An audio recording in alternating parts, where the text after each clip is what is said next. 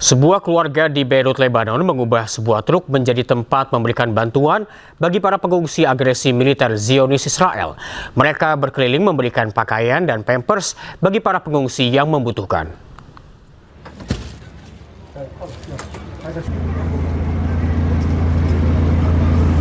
Sebuah keluarga di Beirut, Lebanon meluncurkan inisiatif bantuan keliling untuk para pengungsi.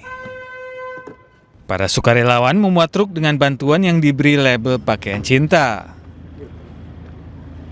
Proyek yang dikenal dengan Camion Love ini didirikan oleh keluarga Rat. Bersama para relawan, keluarga Rat mengirimkan kebutuhan pokok langsung kepada mereka yang membutuhkan. Penggagas inisiatif ini, Hasan Rat, mengatakan ia hanya ingin membantu dengan cepat kebutuhan darurat para pengungsi. كانت الفكرة مختلفة يعني قررنا نعمل شيء غير الحرب اللي قبل.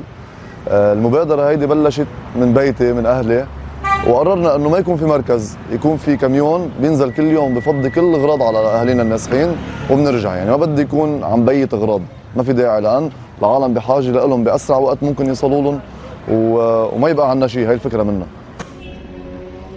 Inisiatif ini merupakan bagian dari upaya akar rumput di Lebanon, di mana kelompok-kelompok sosial dan komunitas telah dimobilisasi untuk membantu mereka yang terkena dampak agresi militer Israel. هلا بالعادة عم بيجي كل يوم الصبح من بكير لأنه حسن عم يبقى لوقت مأخر، عم بيجي أنا من بكير.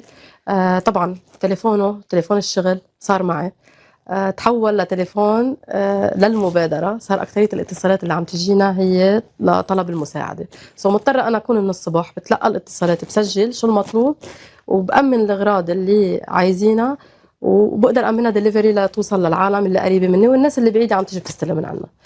أنا الصبح عم بستلم الشغل اللي حسن ما بيقدر يعمله اللي هو تجهيز الأغراض، تجهيز هول الطلبات للناس، وزائد شغلة تاني كمان بروح بتبضع وبجيب أغراضنا لنعبي كاميون الحب. Menurut Unit Manajemen Risiko Bencana Lebanon, lebih dari 1 juta orang telah mengungsi. Dan lebih dari 136.000 orang berlindung di fasilitas pemerintah. Jemaat Kristen di Bethlehem dan Gaza menggelar misa Minggu Palma di tengah ketegangan Timur Tengah. Misa berlangsung dengan sederhana tanpa perayaan.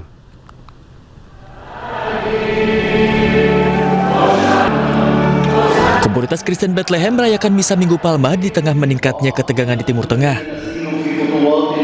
Para jemaah mengikuti ritual keagamaan, sementara para pemuka agama berarak sambil membawa pelepah palem.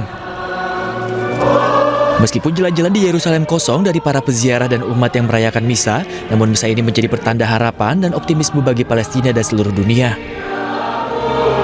Kementerian Luar Negeri Palestina mengutuk pencabutan hak ribuan umat Kristen untuk merayakan Minggu Palma di Yerusalem, sementara Israel berdalih bahwa patriark dicegah memasuki Yerusalem untuk menjamin keselamatannya di tengah ancaman rudal Iran.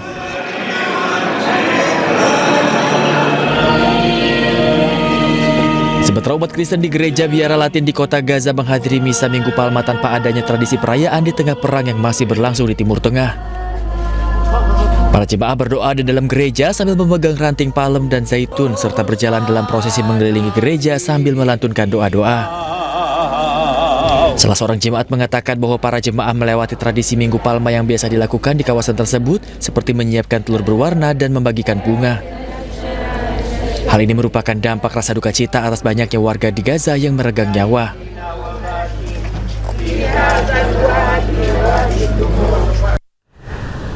Ketegangan di Timur Tengah yang melibatkan Amerika Serikat, Israel, dan Iran berdampak pada ketersediaan energi di sejumlah negara. Salah satunya di Mesir, di mana sejumlah toko harus tutup lebih awal guna menghemat energi.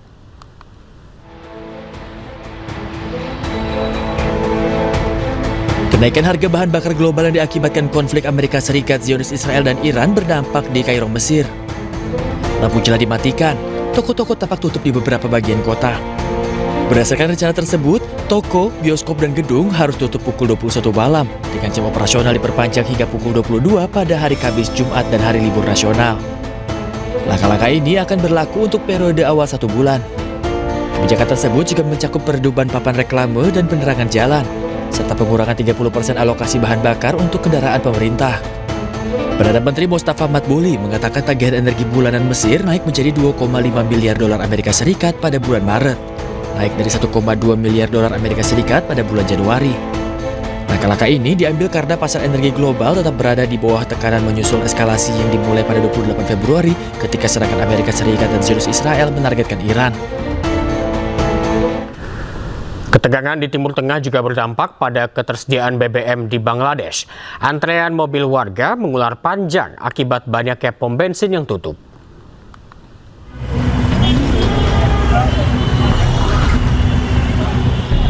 Bangladesh dilanda krisis bahan bakar setelah berakhirnya liburan Idul Fitri yang dipicu oleh gangguan pasokan terkait perang di Timur Tengah. Ribuan pengendara di Dhaka menunggu berjam-jam di pom bensin di seluruh kota. Mereka menunggu lama untuk mendapatkan bahan bakar karena banyaknya pom bensin yang tutup dan pasokan yang tersedia dijatah. Warga setempat mengatakan kekurangan ini berdampak langsung pada jam kerja dan rutinitas harian mereka.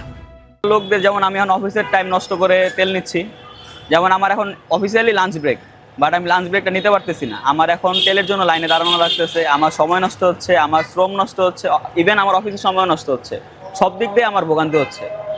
এখন আসলে এটা যদি আমাদের actual crisis হতো তাহলে আমি এটা রিল্যাক্সে মেনে নিতাম।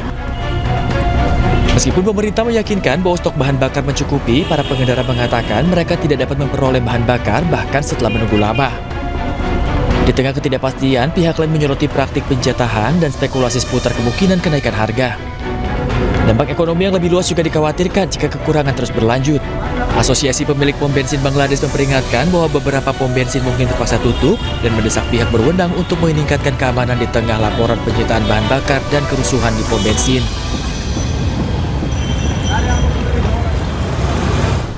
Sebuah bangunan di Provinsi Heilongjiang, Cina mendadak runtuh dan menyebabkan sedikitnya 9 orang terjebak reruntuhan.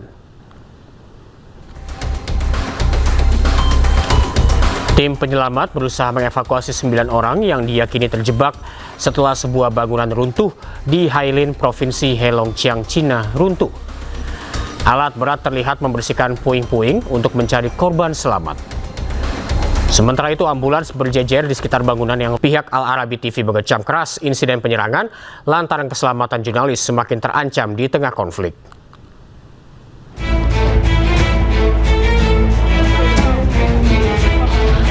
Serangan terjadi saat aktivitas siaran berlangsung sehingga menimbulkan kepanikan di dalam gedung.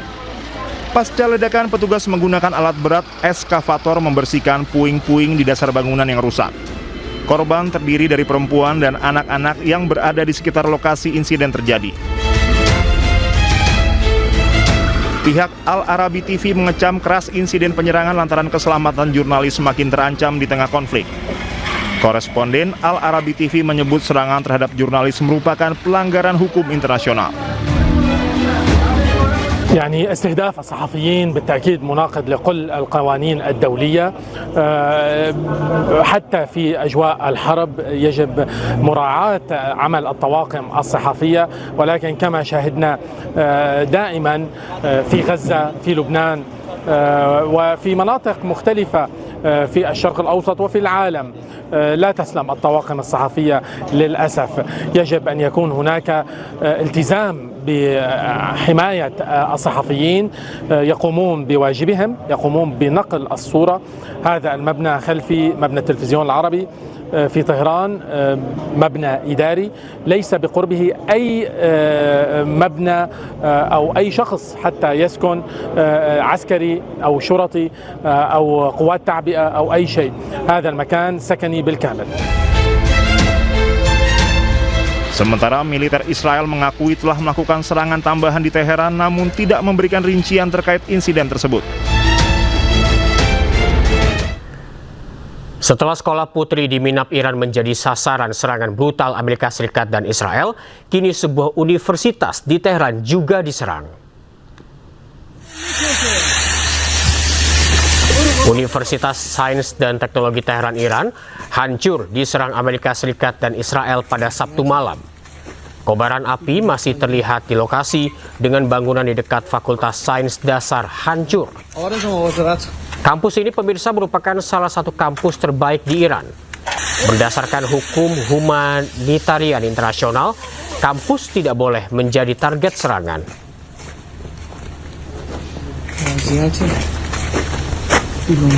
Iran merilis video yang menunjukkan tentara dan komandan Angkatan Udara Iran menjalankan sholat berjamaah.